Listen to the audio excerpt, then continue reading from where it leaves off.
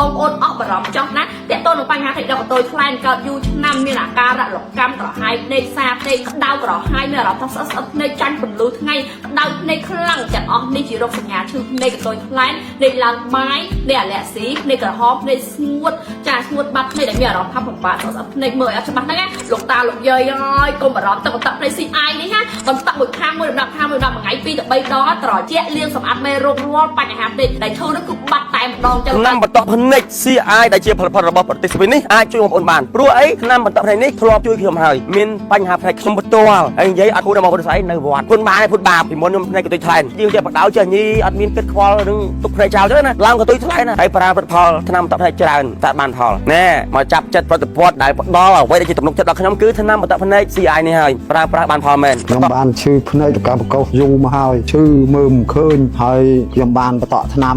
ECI ហ្នឹងទៅវាធូរជិះម៉ូតូមើលគេមើលឯងឃើញច្បាស់លាស់អីកតុយថ្លែនហ្នឹងមើលអីទៅមិនឃើញទេដើរហាលថ្ងៃអីក្តៅហៀទឹកភ្នែកហ្នឹងដល់ពេលខ្ញុំប្រើថ្នាំ CI នេះទៅធូរលែងក្តៅភ្នែកលែងព្រិលភ្នែកហល់កាហាយក្នុងភ្នែកមើលអីអត់ច្បាស់តក់ថ្នាំ CI នេះពី3ដងទៅឥឡូវហ្នឹងលែងឈឺលកម្មលកោសអីហើយលែងកុហលលែងកាហាយក្នុងភ្នែកស្វាំងភ្នែកចង្គៀសភ្នែកកតុយថ្លែនហូរទឹកភ្នែកខ្ញុំបានប្រើថ្នាំ CI ហ្នឹងទៅភ្នែកខ្ញុំស្រឡះជិះម៉ូតូក៏បានមើលទូរស័ព្ទក៏បានអត់មានស្វាំងភ្នែកទៀតទេទឹកបតក់ភ្នែកនេះណាពិតជាមានប្រសិទ្ធភាពរបស់គេមែនគឺដូចអ្នកលក់គេនិយាយអញ្ចឹងខ្ញុំពិតជាសប្បាយចិត្តណាស់ពីព្រោះដាក់តែមកតក់ទៅភ្លឺមើលឆ្វេងមើលស្ដាំស្រឡះចេះតែម្ដងឯង